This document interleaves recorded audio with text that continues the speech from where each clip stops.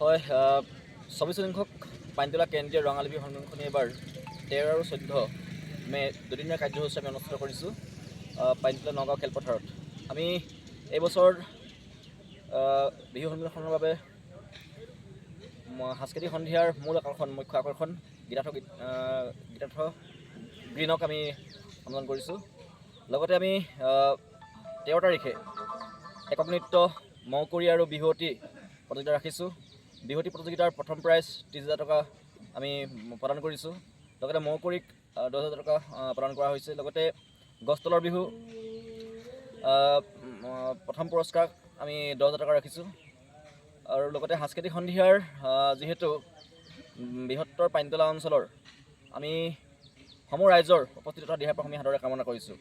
লগতে অহা বছৰ যিহেতু 25 বছৰ ভৰি দিব, গতিকে এই বছৰ 24 সংখ্যক ৰঙালী বিহু সন্মিলনখনি আমি যিমানখিনি পাৰিছোঁ যথেষ্ট আমি চেষ্টা কৰিছোঁ ভাল কৰিবলৈ, আৰু অহা বছৰ কিন্তু সকলো ৰাইজে সহযোগিতা আমি বিচাৰিছোঁ। ধন্যবাদ।